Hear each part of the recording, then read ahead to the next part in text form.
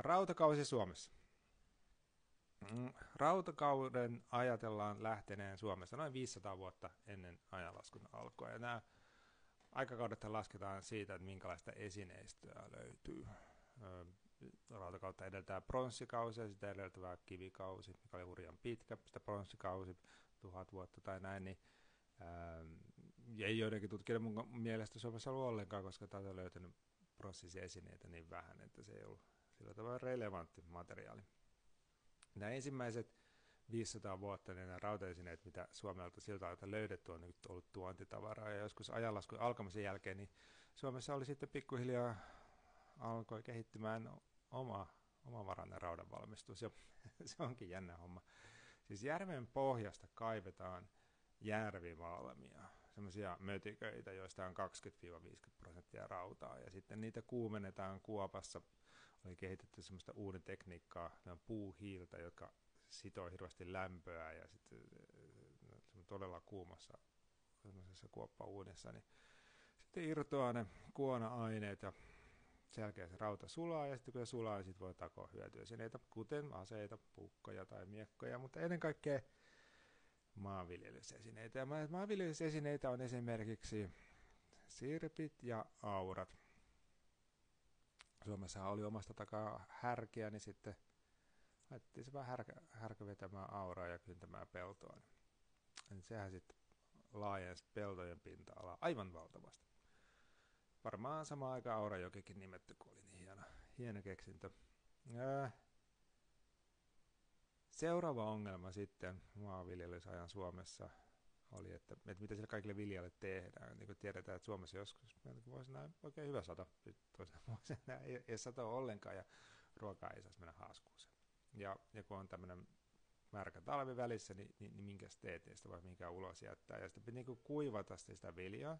Sitten kuivattiin tulella aluksi jossain ulkona, mutta pikkuhiljaa kehitettiin riihiä. Ja riihi oli aivan valtava innovaatio. Ja viimeistään niin rautakauden lopussa se oli jo niin levinnyt laajalta, mutta se pikkuhiljaa kehittyi niin, että se oli niin kaksikerroksinen rakennus, jossa ritilän päällä toisessa kerroksessa on viljat ja sitten siinä ensimmäisessä kerroksessa on uuni ja uunista lähtee savua ja se savu kuivattaa ne viljat, ohraa ja ruista ja niin semmoista mukavaa savun makua. Ja sitten kun se on kuivattu, niin sitten se kestää oikein pitkään.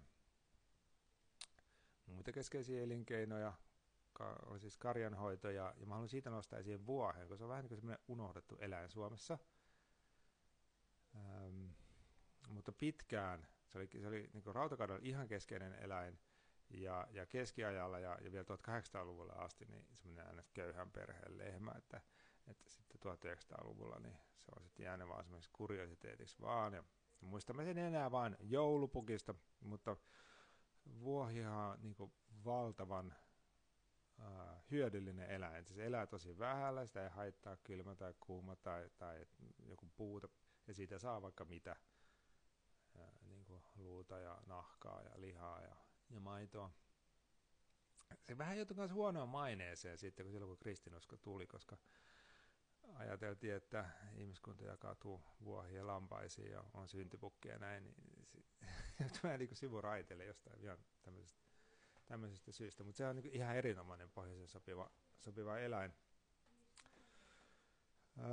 Toinen innovaatio, mikä tuohon aikaan kehitettiin meille kaikille, niin rakas savusauna. Se oli varmaan niin kuin, nämä savusaunat oli niin kuin koteja tuohon rautakaudella. Savusauna on siis tämmöinen savupiiputon sauna. Saunoja itsessään oli ollut Suomessa tuhansia vuosia, mutta tämä malli niin oli kehittyy rautakaudella tai oli siihen aikaan laajalti käytössä. Ja oli tietenkin hirvittävän tehokas ja mukava paikka niin kuin lämmön kannalta. Ei mennyt haaskuuseen sitäkään. Sen ajan niin yhteiskunnasta, mitä me tiedetään, niin paljolti tulee siitä, mitä me tiedetään niin Kalevalasta. No, arkeologisista löydöistä myös, mutta se Kalevala on tietenkin tämä keskeinen kirjallinen lähde. Ja sellainen niin ongelma, mikä siihen liittyy, on se, että se on niin vahvojen kristillisten lasien läpi kirjoitettu. Ja tämä ei mitään kritiikkiä Elias Lönnrothia kohtaan, se on hieno asia, että se on tehnyt, että meillä on edes se, mutta pitää muistaa, että se on 1830-1840-luvulla tehty, ja se aika, mistä se kertoo, ne oli päättynyt yli melkein 1000 vuotta aikaisemmin. Ja esimerkiksi nämä norjalaiset ja islantilaiset saakat on kirjoitettu ylös 1200-1300-luvulla, jotka on paljon lähempänä sitä ajankohtaa. Ja ehkä sen vuoksi meillä ei ole niin kuin myöskään hirveästi tietoa niistä ihmisistä ja niin kuin tarkoista heimoista, vaan tämmöisellä yleisellä tasolla, mitä siellä lukee. Se on se Kalevalassa, se on jopa niin, että se niin kuin päättyy siihen, että Väinämöinen sanoi, että hänen aikansa on ohi ja tilalle tulee Marjatta-niminen nainen, joka synnyttää lapsen, josta tulee kuningas. Että se on niin kuin koko se mietitty, että miten niin kuin selitetään niin kuin kristilliselle yleisölle tämä pakana uskonnon, että miten ne sopii tähän. Ja siinä on semmoinen hirveän vahva niin kuin dualismi, mikä kuuluu kristillisyyteen, niin kuin hyvät ja pahat, jotka ei ehkä sitten ole enemmän niin kuin luonnonuskontojen juttuja. Että jos katsotaan näitä muita luonnonuskontoja kuin mitä vaikka viikingeillä oli, niin ei niissä ole otettu sille niin hirveästi kantaa, että joku tekee syntiä tai muuta.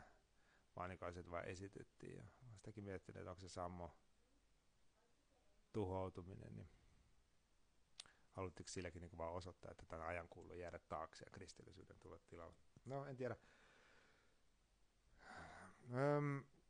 Poliittisesti nämä oli nyt aika pieniä kyläyhteisöjä. On ollut paljon puhetta näistä, ainakin täällä TikTokissa näistä tuon ajan kuninkaista. Ja oli siis jotain kyläpäälliköitä, jotka nimittivät itseään kuninkaiksi rautakauden Suomessa, mutta ei niillä se ehkä semmoisia kuningaskuntia ollut, niin kuin me ajatellaan, kun ei Suomessa ollut edes kaupunkeja. Suomessa oli linnavuoria, ja mikä se linnavuori on? Linnavuori on semmoinen, missä menet pakoon silloin, jos vaara uhkaa, viikingit ja novgorodilaiset käy päällä. Ja mikä siinä, mutta sitten se yritit jättää kaikki tavarat, sun himat ja muut niin ryöstettäväksi. Että vasta sitten, kun sulla on joku semmoinen oikea kaupunki,